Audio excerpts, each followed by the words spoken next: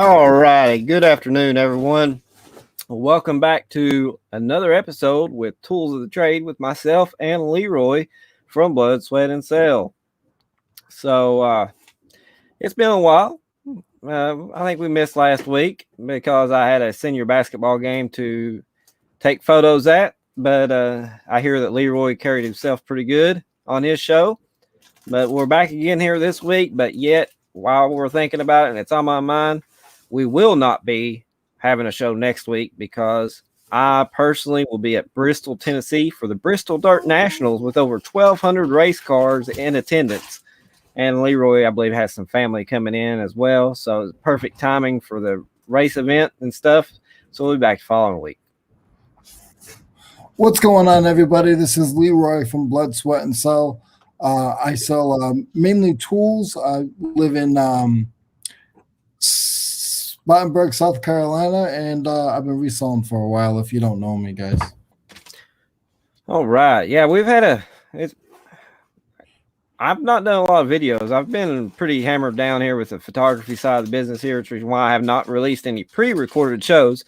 I've got some that's dialogued in. I just ain't had time to sit down and edit yet, but it's been pretty crazy. I was in Maryville, Tennessee last weekend and met Keith with the East Tennessee Flippers. He came down there just to buy tickets to watch the race, and then he hung out with me for I hung out with them for about 30 45 minutes. We discussed some stuff, had a great time down there. Can't thank him enough for taking time out of his schedule wanting to meet me. I mean, I'm not nobody, but he was definitely tickled to death, it seems, to meet me. But like I said, I'm leaving out this Saturday, going to Bristol Dirt Nationals in Bristol, Tennessee at the Bristol Motor Speedway. Going to be one of the only 8 photographers in attendance that was chosen across the United States. So it's a pretty big ordeal for me. And looks like we got some people rolling in here now. We got Paul, the Flipping Sports guy, says the boys are back in town. Mogo, what's up? And we got the one and only Miss Jennifer Hayes. But hey, Jennifer and Paul and Mogo, what's going on, guys? This episode here is not going to be as long because I have got some activities to do, and I've still got to get some stuff packed up from Bristol as well. We're going to keep this about 30 to 45 minutes for everybody, short and sweet, so it's easy. Pre-recorded video, after it gets done uploading, everybody can sit back down and watch like we always do.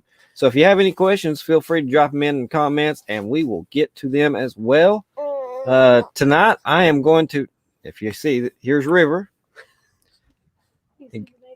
He's trying to figure out how he got onto the screen, and he's having a good time with that. But I'm going to be talking about stuff that you can might come across at yard sales that could be a potential overlook that you might just not think nothing of, that I want to bring to your attention on the photography side. And I want to speak about what the numbers on the edges of the lenses for when you go to search, it could make you some more money and add to the descriptions. I'm going to tell you what those numbers specifically mean on the ends of the lenses and how to find that information as well. So, and I think LeRoy, he's going to be talking. He's got some vintage Ford decals and patches and stuff that he's going to talk about. So, how's it been going, LeRoy? Not bad. Not bad. I've been still all over the place, but I'm doing pretty good. I went to a really good auction a couple weeks ago, so I'm working off that new stuff that I'm not working on the death pile. So that always makes you a little happier, But besides that, everything is pretty decent. Good deal. Cheap finds, gold mines. Yo, yo, yo. What's up? There's Miss Jean with us. We got 6 people. I mean, I'm satisfied with it because with the way schedule's been going, conflicts and stuff. I've noticed I've been popping in and out. I've not dropped comments on people's live shows, but while I'm here working on sending some stuff to the media outlets like Dirt on Dirt, they are the largest media outlet platform in the United States for dirt track racing, and they was gracious enough. They sent me a free shirt, and they sent me some a hoodie because my contributions to them, submitting photos to them and stuff. So go check out dirtondirt.com if you're a dirt track racing fan. So as me, it's racing season. It's here, and I've got some big things in the works. I'm working on something else that I'll share with y'all later on as well. Cheap Finds, Michael, we are based out of Lexington, Kentucky. I went to EKU, small world. Absolutely. I go picking quite a bit down in Lexington when I do have time. Hit all them Goodwills down there, and I'm not a big Salvation Army fan, but appreciate you for tuning in and being with us. That's for sure. Actually, you mentioned there EKU, that's down in Richmond, Kentucky, and I'll be down there April the 23rd in Richmond, Kentucky for the World of Outlaw show down there. Unrealized inventory never hurt anyone, says Sarah. So, like I said, this is really unscripted, unplanned. Again, we try to just fly with what we got. Bee's not happy. I apologize. So, guys, and I'm going to be talking about I got some Ford patches, some Ford decals. The gentleman that I went to his estate sale was a retired Ford mechanic, and he was a Ford mechanic for over 25 years. So there's a lot of stuff that he had from the Ford dealership itself. So that's what I'll be discussing today. I don't know. We probably should have talked about this beforehand, but you want me to kick the show off, or are you ready, LeRoy? What? I can go if you need me to. Nah, it don't matter to me. I can go. It doesn't matter. Let me close out this one browser here. And why don't you run first if you want? Okay. Alrighty. This is a Canon original battery that goes to one of my cameras. This is for the DX camera here. This is something that you might not think is any value, because who is very interested in buying batteries for a camera? There couldn't be a whole lot of value there, right? But when you get into these higher class, more expensive cameras, even the batteries are very pricey, as I'll show you right here.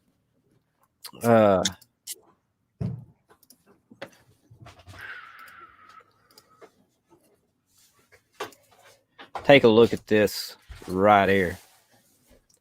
Let me blow the screen up a little bit big for you. These are pre-owned.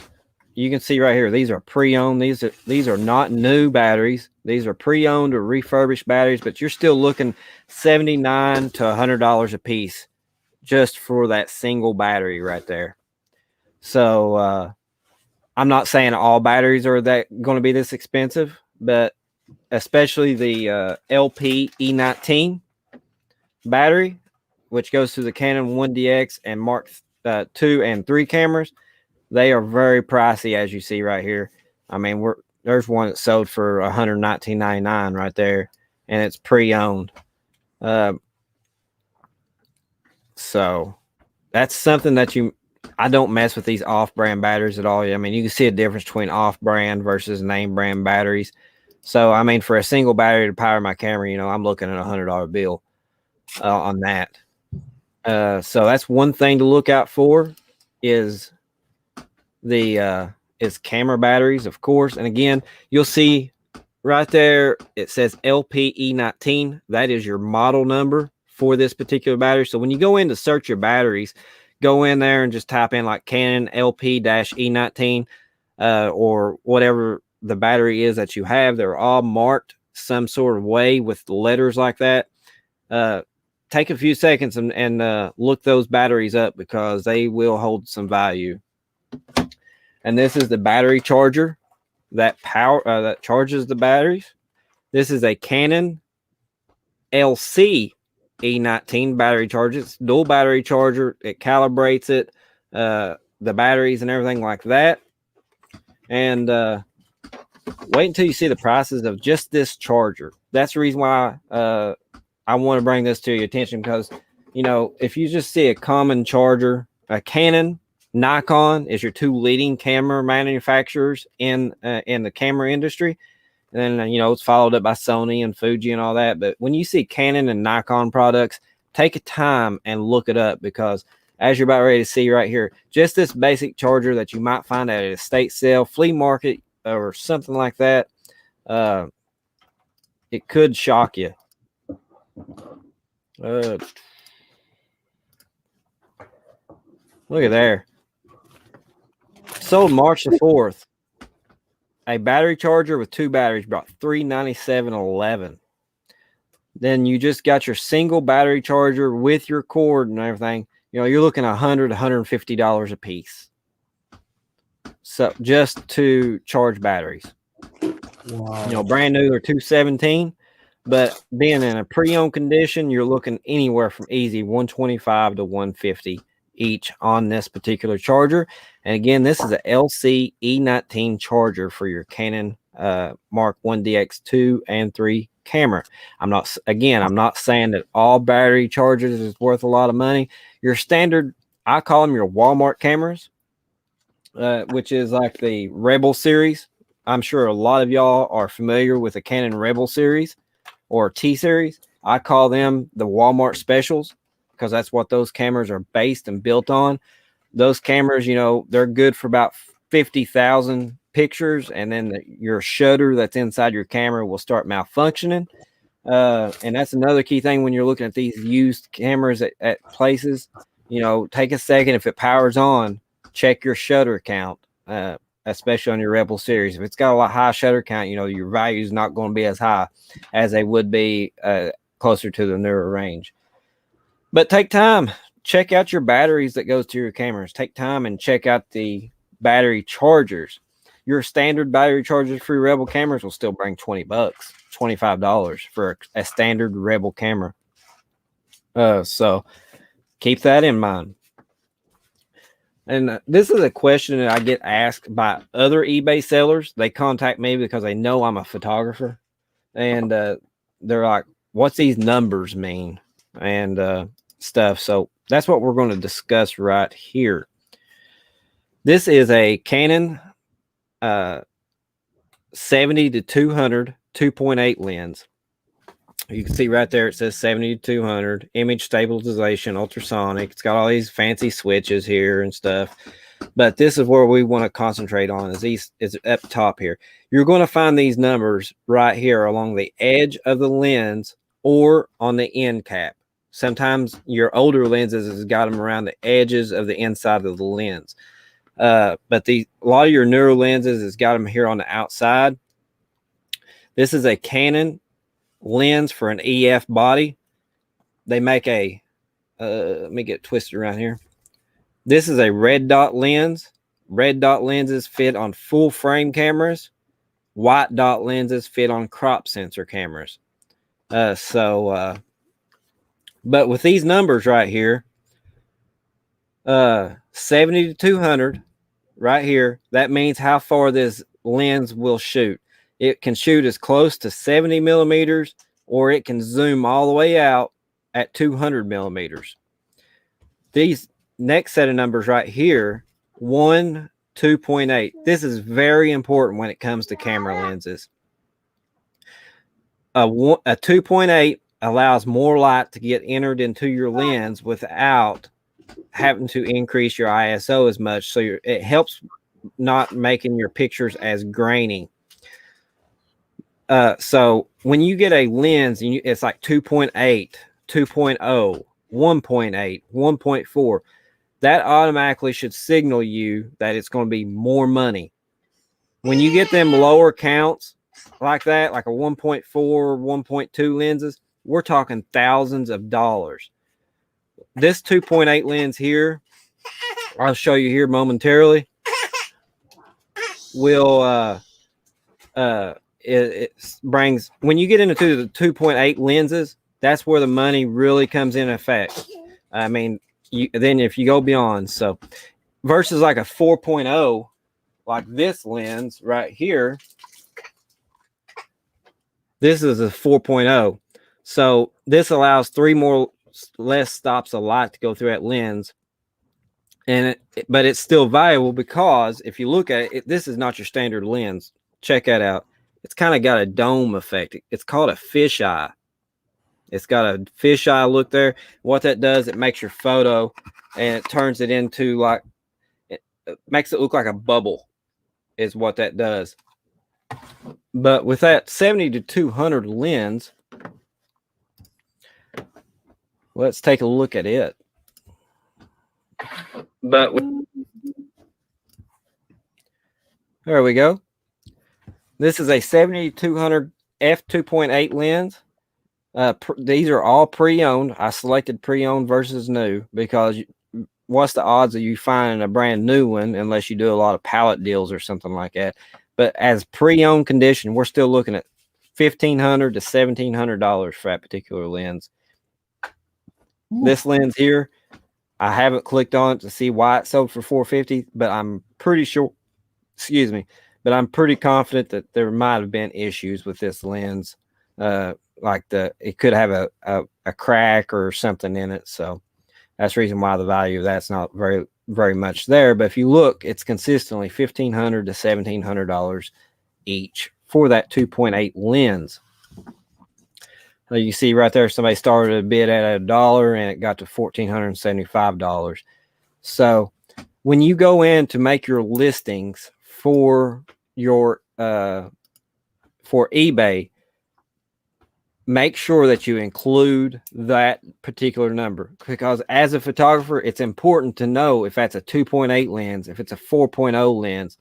Now you're going to get those 4.0, like your Rebel series, your starter packages, you get a free lens with that. That lens is normally like a 4.0 to 5.6. And the reason why there's two numbers, that 4.0 is it's going to be 4.0 on the 18 millimeter side. But if you zoom that out to 55 millimeters, it's going to automatically go to 5.6. So it's a cheaper variation of a lens. So there's not as much money there. So if you get a lens that's it's 2.8 and it's just got your single number right there. I'll make myself bigger. If it's just got that single number right there, it doesn't matter if I'm at 70 millimeters or if I'm at 200 millimeters. This lens is going to stay at 2.8 if that's what I selected. And back here on the back side, you see where it says 77 millimeters. That means what this is a filter that I run on the end of the lens to protect dust and rocks from busting the lens. But 77 millimeters is what this size is to be able to screw this on. So it's a 77 millimeter filter size is what that is. So that's what 77 millimeters mean right there. So like I said, this 4.0 lens right here, I found a Pedro Point headlands. It is unplug her. 128.2 miles away. I swear you can't talk without Alexa picking up.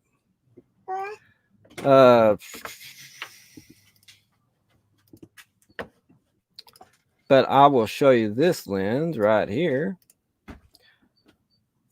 You're looking at about $850 to $900 for this particular lens because it is a specialty lens that's made for that fisheye design.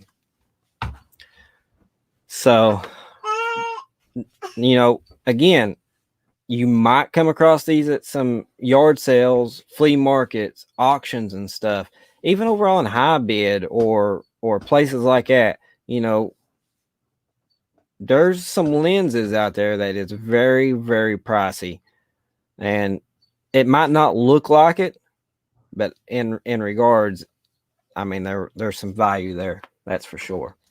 Yeah. And the last thing I am going to talk about that seems so simple. Let me get back to StreamYard here.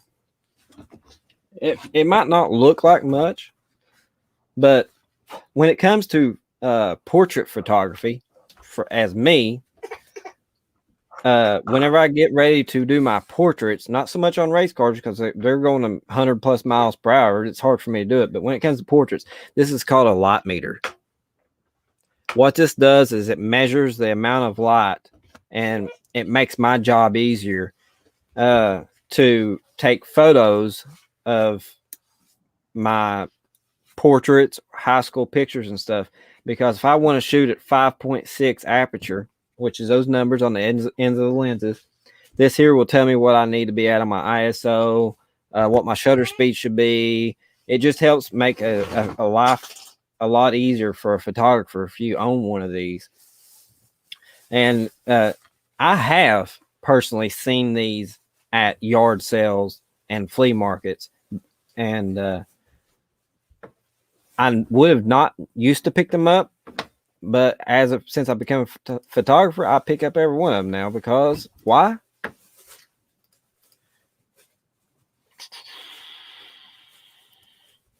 Of this. You can, I have found these at yard sales for like $20 a piece. And you can see that these things are 150 plus for this particular light meter. The Skyonic, I'm not sure if I'm pronouncing that right, but the Skyonic is one of the name brands of a light meter when it comes to light meters. So keep that in mind, and make sure that you take a second and look at these light meters, because they are very pricey. And you see brand new ones sell for $339, and pre-owns, there's one sold for $247 back on March the 1st. And it's all about the time and convenience of what's online already and how bad that person really needs it. So I want to bring that to your attention as well, because that is actually something that I have found out in the wild myself. So any questions on any of that? There is one person that asked, it's way up in the chat, but they asked you if those were your own or if you found those. Those are my personal lenses that I use myself. Yeah, this is my favorite lens of all time. Is a 70-200. I use it for like I was at Smoky Mountain last weekend there in Maryville, Tennessee, and I used that lens, took probably 90% of my photos for me. And let's take a look at them. For that person that asked, Mike is a professional photographer for auto racing and high school sports. This is Chris Madden. He won. That's the victory lane shot that I got right there.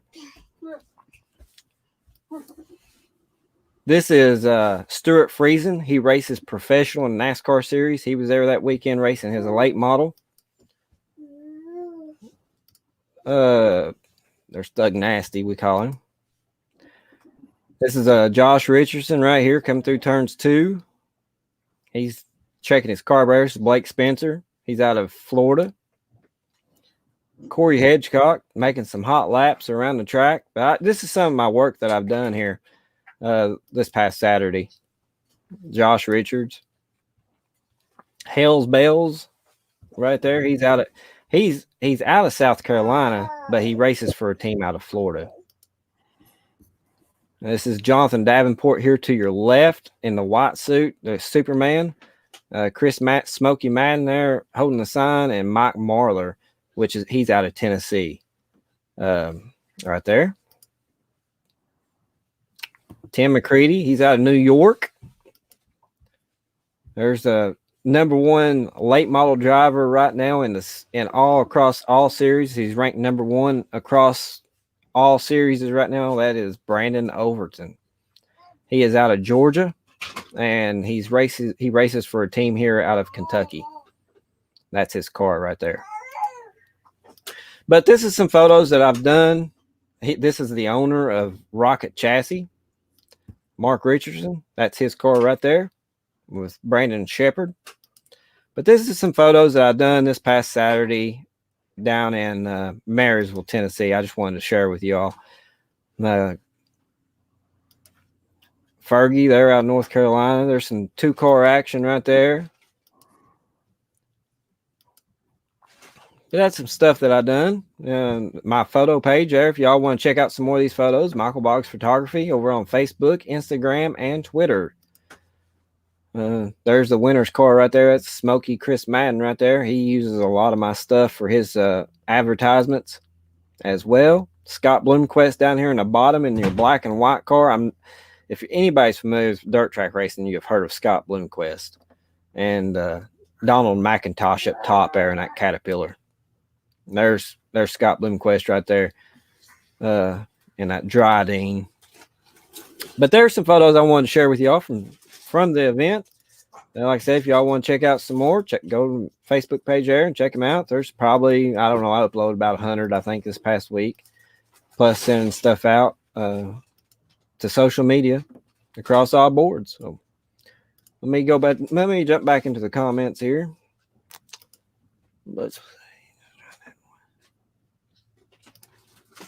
Hey, what's going on, Chuck? It has been a while. Looks like something NASA would use. I've got another lens here that would be good for NASA. I think LeRoy's seen it before. Having a good show tonight, Chuck. Not sure if I'll be back in time to catch it. Leaving to get some kids in a few. There's Noel doing my shipping. Very, very interesting. I guess I should go through my cameras and lenses. Did just ship a set of 3 filters, though. Even the filters are worth money. Like that filter I just screwed off that one lens, those are $20, $30 a piece. There's nothing cheap in photography. I am a Canon shooter. If anybody comes, I've had, I've got people that follow my page and stuff.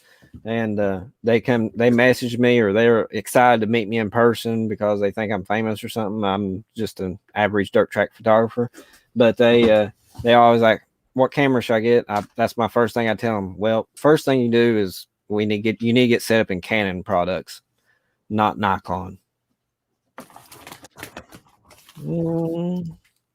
Why do the car tops always look like they are about to fly off? Aerodynamics. Pretty much. It comes down to aerodynamics. Hey, Jason, how are you, buddy? What about expired 35mm film? I see people on YouTube all the time that sell it. Yeah, 35mm film, the cameras, everything, that still sell. Because you got them people that likes to collect vintage cameras. They might have a shelf set up where they collect old vintage 35mm cameras or Polaroid cameras and stuff like that. And so that stuff still sells. And if I'm not mistaken, you can still take 35mm film, rolls of film to Walmart, and they will send them off and they'll get them printed for you and sent right back. Yes, because so found one. So yeah, you can still take that 35mm film to Walmart and places, and they'll send it off, get them developed, and you go back and pick them up like you did back in the 90s, 80s and 90s. So that's it for my. If nobody else got any more questions, that's it. That's going to be it for my end.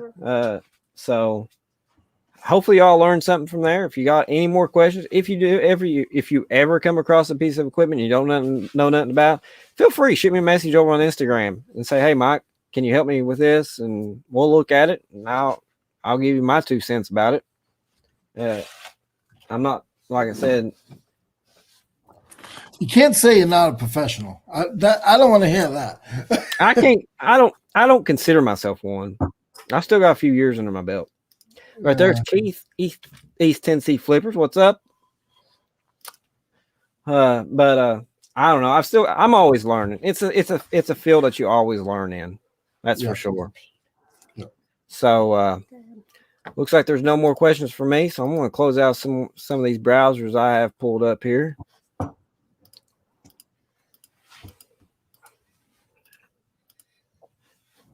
Oh yeah, I want to show you. Let me show you this one shot here that I pulled off. That I don't know. There's something about it that I really like. There's a lot of stuff going into it. one photo. It's got a lot of things going on. So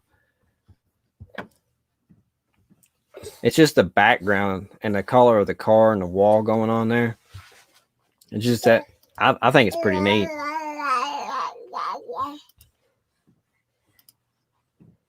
So I want to share it with y'all before I close out of Facebook. So all right, it's LeRoy's time. LeRoy show. Okay. All right, guys. So I have the first thing I have, Mike. I don't have a shots for it. They're actually vintage dealership tags. Say it one more time. Vintage dealership tags. Dealership tags. Yeah, vintage dealership tags. And I'm just gonna show some of them, guys. These are Fords out of a lot of them are out of North Carolina or South Carolina. Some of them are Ford. Some of them are different names, but the gentleman was a Ford. He was a Ford mechanic for over 20 years. So the quick story on these was I was watching. This is one of my favorite ones. It's not worth a lot, but it's just one of my favorite ones. That one's really nice. And the quick story is I was at an auction and the people next to me were afraid to bid against me all the time. So they bid against me. They won a lot, and it was a whole lot of stuff. And these tags were in one of their boxes, and they were like, "Oh, is there anything that you want in the box? We don't want to keep overbidding on you." I was like, "Yeah, I'll take that box of tags." I was like, "Here, I'll give you $10 for it." And there was over 45 tags in it. So, Mike, you can jump on. You can jump over to the.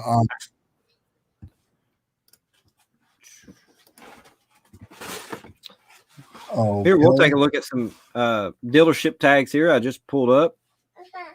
You see that red one? See that red one? No, the red background. Oh, this one? Yeah, I know that guy. Oh, cool. Yeah, it looks like was it Marion, North Carolina? That's me. Oh, this is your listing? 5546. Yeah, and that was I got 45 of them, so I put them in lots. So that's wow. Yeah. So is this your code here that you got here? I'll just blow this picture up.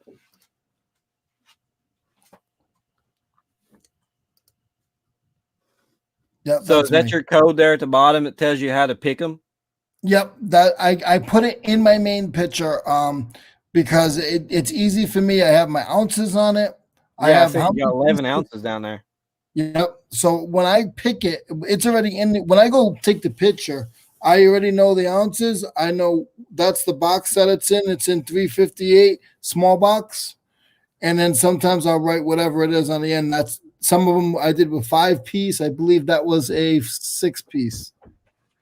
So that's just what I do. I put it on every one, but that's just one out of the 8 lots that I made, and that sold for $55.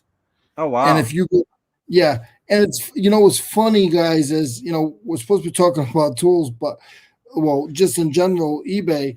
But the funny thing is, I put them all up for auction. I put them up for auction for $40. I started at $40. I only sold one of the bunches. I took them off the auction. They went off the auction. I listed them all for $55. Now I'm selling them. It's crazy. Yep. I've done the same thing with some Power Ranger figurines.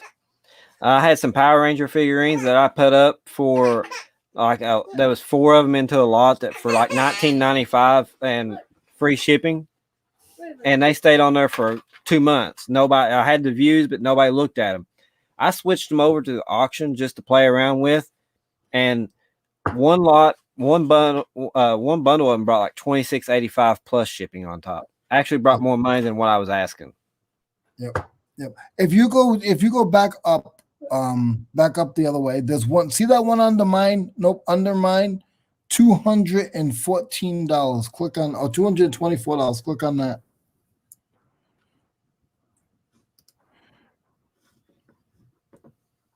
And those are vintage dealer.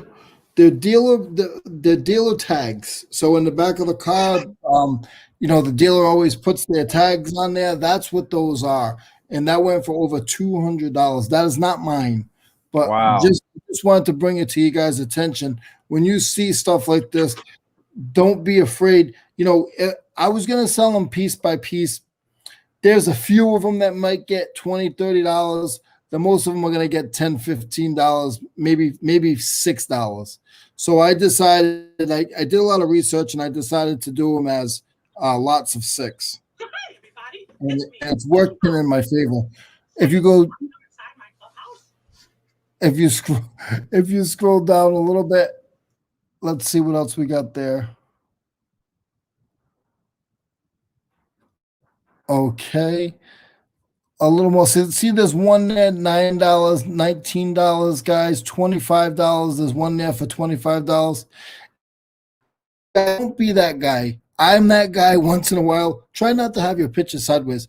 If you look at this other $40 one, that's me. Yep, the picture sideways. And this $40 one, that's me. That's another one that's mine. And I have a box full still here. I have a box full of them. Yeah, see, that one I sold for $40. So, you just have to, you just gotta pay attention when you see certain things. You guys know I do tools, but I do a little bit of everything. But I made sure that I grabbed those. Okay, so Mike, I'm gonna jump out of the tags. And guys, Mike's muted because he has some noise in the background, so I'm just going to continue.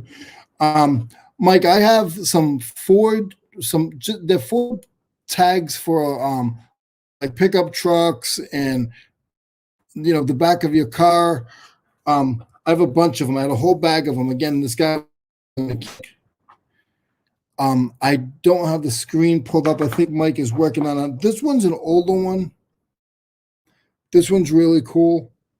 But a lot of these pieces, they can bring you $10, $15 a piece. And I got a whole bag of them at the auction. They were just like in the bottom of, they were just in the bottom of a pile. So I grabbed them. Jen, thanks for stopping in. Thank you for stopping in. I know you got to run. Thank you. And my last one, guys, is I have some patches, some Ford patches. The gentleman must have took him off all his clothing. When his shirt got too old, he must have took the patches off. They're all the same. Some of them have square edges. Some of them are square edges, and some of them are round edges. But if you look there, like Mike showing you Mercury, $8. Then some of them on hats, it's crazy. If you look at some of them on the hats, there's some good money there. There's a race car one. There's just a round one, $5. But guys, I have probably 15, 20 of these things. So I'll probably put them in. I'm undecided how I'm going to do. I might put them in 2-piece lots, or maybe put them in 3-piece lots. I'm not sure. I got a dollar amount that I want to. Oh, Mike, if you can go back up, please. I saw a lot of 6, a little bit more right there. Okay, that's sort of similar. So they got 20. So there's 6 of them there. They have a couple of round ones. I only have one round one, but that's very similar to what I have. And they sold for it looks like free shipping, but it's still probably sold for about $15. So that's really good. Even though they're faded and they were on somebody's uniform, I even have name badges, and sometimes the name badges will bring in money as well. I know Mike's still on the screen there. I have a couple Chevys. But you have to look out for the stuff. I know sometimes you guys don't want to be bothered with stuff that's small pieces, $15, $5. But if you lot them up and you can get them at a estate sale or something really cheap, you know, definitely grab them because you never know. And the last thing I have, Mike, is these are just decals. These are just sticker decals from the dealership, one of the dealerships that the gentleman worked for. These are just sticker decals. I have a bunch of them. So there's a few of them here. Couple Fords. They're, you know, a lot of these things and lot it all up. And, you know, I might get $15, $20 for it. Is it a home run? No, but it's not something that I would throw away. I would definitely try to, you know, put the money out and just get $30 on it. I paid nothing for them. You know, I probably, all this stuff that I showed you, I'm lucky if I have $20 into it. I'll be honest with you, it's about $300-$400 here. Easy. Just those tags alone are gonna get me $250, and then these patches and stuff, they're gonna get me probably another $150. So you make sure you keep your eyes out. Chevy is what's Ford? Hold on, Anthony. I got one for you, buddy. I got one for you, Anthony. There you go. How's that, Anthony? Anthony, send me your Instagram. I'll send it to you. And your Instagram, send me a message. I'll send it to you. I'll put it aside.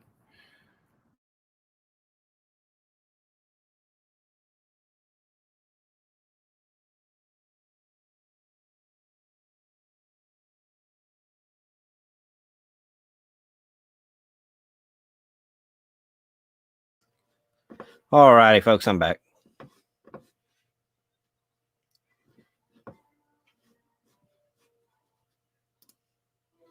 I think LeRoy froze up on me. So, yeah, it looks like you found a pretty good little money nest right there with all them decals and emblems and stuff like that. I never did really. I knew that there was some value in like the old dealership emblems, but I didn't realize that there was that much value there. So that's always some great info. I'm not sure what they would use the emblems for. Maybe that's something LeRoy can maybe come back on and answer, or maybe y'all can drop in the comments why they would use the those emblems for. There he is.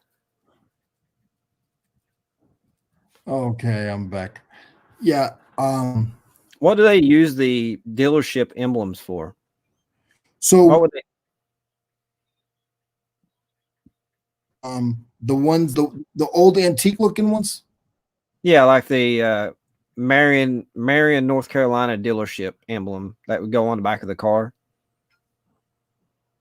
What would that? What do they use them for? Those As a collector, do they just put them like on a piece of wood, or they put them on something else? Oh, why would? Because whenever I was scrolling through the listings and looking, if they was chrome, they look like that they held more value than your black ones or something like that, especially your satin chrome, like your flat looking chrome, nothing like really extremely shiny. That stuff looked like to me was bringing the most value. Yeah, the chrome ones. And back where you got your car from was a big thing. So if you got it from East Kentucky Mike dealership, people remember that's where that car came from. So when they restore these cars, they want to put that tag back on, or they had the car and they can't afford anything else, so they buy the tag. Absolutely. All right, East Tennessee Flippers, thanks for tuning in, and jump back on and watch it a little bit later if you like, and I hope you have some great dinner. But I hate to cut it short. I have somewhere I've got to go. My niece is getting ready to have a baby shower next Saturday, and I'm going to be, unfortunately, out of town. I'm going to miss it. And so my mom and sister is having a cookout, a little celebration tonight. And before I leave out to go to Bristol. So unfortunately, I have got to leave and get ready to head that way. I hate to cut the show off short like this, but I understand that everybody understands that. So we're going to be great aunts and uncles. Yeah, I'm going to be a great uncle, and my wife's going to be a great aunt. So it's first for us, so we're pretty excited. So I hate to rush. Maybe, I don't know if LeRoy, are you going to jump back on, or are you done for the night? I gotta run as well. Okay. Yeah. Did you leave a comment, Mogo?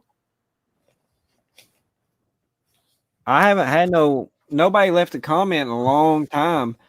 I guess it would have been if you did just maybe it was Redbeard Treasures was the last person that bought anything off of me, and I sent some stickers. Did I send you any East Kentucky stickers? If not, I'll try to get you some out in the mail. Send me Instagram, send me your address or something, because I feel bad for not dropping no East Kentucky Picker stickers in your package if you did. If you didn't. So make sure you do that. So you, like I said, if y'all buy anything off my eBay, remember to drop a comment so I can make sure to drop you some East Kentucky Picker stickers. So, okay, Mogo, just shoot me a message over on IG. If you got IG, shoot me a message and with your address, and I'll try to get you some of them put out in the mail tomorrow before I leave out for Bristol. I appreciate the purchase, really do. But unfortunately, I have got to run. It's about a 30-minute drive for us to get to my mom's and sister's house, and like I said, they got something cooking that I really love too, and that's some good fresh salmon. Nice. So it's going to be out on it's not cooked in the oven or nothing. I've taught my sister how to fix it on a charcoal grill, and put some. I taught her how to put season on it and stuff like that. So by the time we get ready to eat it, you can just take your finger and it just falls right off the skin. It's really good. So I ain't gonna lie, I'm pretty hungry to go get some salmon.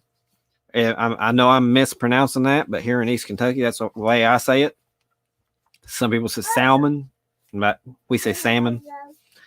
Yeah, I love that hillbilly accent, right?